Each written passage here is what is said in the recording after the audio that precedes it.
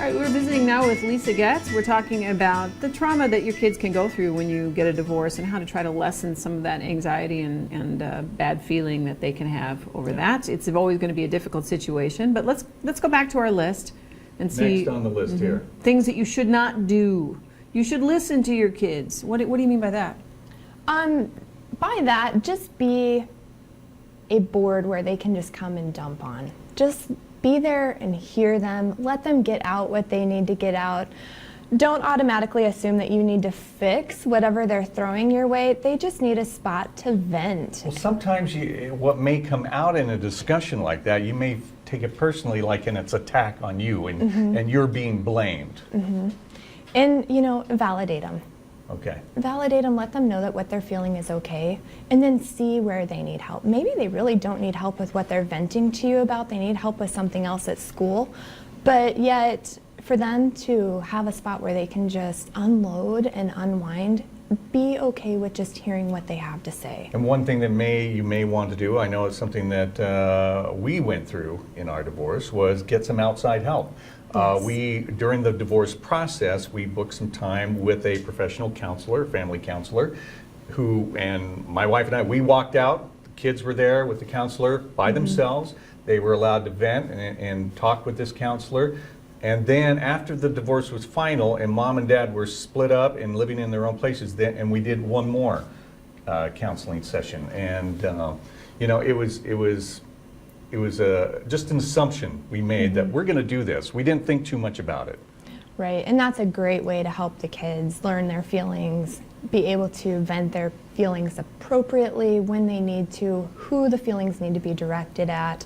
It's a safe place for them just to unload and get what they need, but then it also gives mom and dad a break so that mom and dad can go and work on what they need to work on and not have to worry about balancing that as well. They know their kids are getting something that they need and can benefit from, but mom and dad need that counseling too. Sure, and well, you know, you bring up a good point. We know instinctively that we shouldn't be bashing our spouse in front of the children, but we sometimes forget that the children are there when we are talking to somebody else, venting to somebody else. You know, you're on the phone and you kind of forget that the other ears are in the room.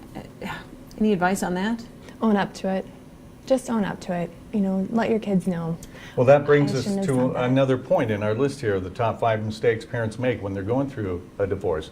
We're jumping over the fourth one to the fifth one, not saying I'm sorry and acknowledging that you're not perfect. You make mistakes. You and mom or you and dad, you know, you've made some mistakes and you're trying to make things better. Right. And what a great life lesson for your kids to learn that you can apologize, you can come back, make things right, or fix wherever things need to be fixed. Reality of mom and dad aren't getting back together, but yet the children can see that. And then they're learning how they can come up in life and have confrontation and have conflict, but yet be able to deal with it appropriately. However, when you come back and say, I'm sorry, or you own up to anything that you've done, or even part of the reason why the divorce is, your kids will respect that. Okay. And then the one we jumped over here, don't give them the third degree. I mean, when they go to mom's house, you know, dads, if they come back from a weekend at mom's house, you don't grill them. What happened? What did you do? What did she say?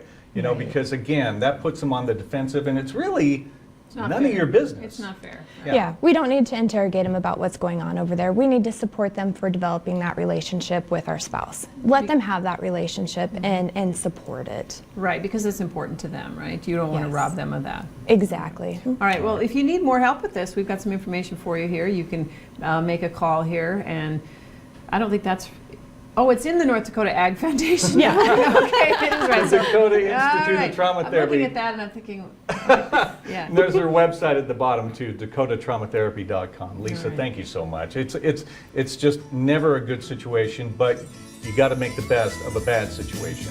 Correct. Thank you. And it's a reality. Thank you. We're going to be cooking when we come back. Don't go away.